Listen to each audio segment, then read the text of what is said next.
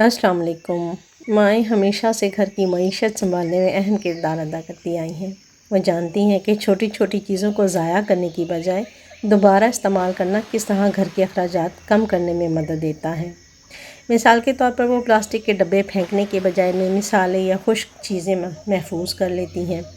पुराने कपड़ों को सफाई के लिए कपड़ा बना लेना या बोतलों को पानी भरने के लिए दोबारा इस्तेमाल करना भी इनकी सलीका शुमारी की मिसालें हैं।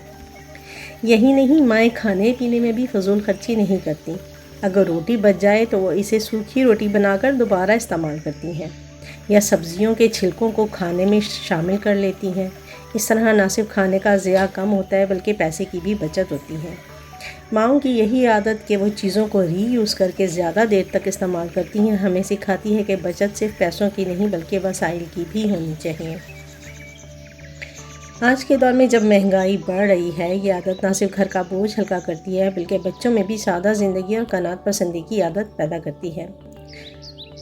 जैसा कि इस वीडियो में देखा जा सकता है कि वॉशिंग मशीन से यूज़ हुआ पानी गंदा सर्फ़ के साथ निकला है, लेकिन वो जो खातून खाना है वो उस सर्फ़ वाले पानी को जो कि यूज़ हो चुका है ज़ाया नहीं करना चाहती बल्कि उसको रीयूज़ कर रही हैं। किस तरह से कि वो फ़र्श धो रही हैं उससे दोबारा। कई बार हम खुद भी ऐसा करते हैं कि जो खाली चाय की खाली बॉटल्स होती हैं उनमें कोई मसाला, कोई दाल, कोई चावल भर लेते हैं, ना कि हम बाज़ार से ख़रीदें।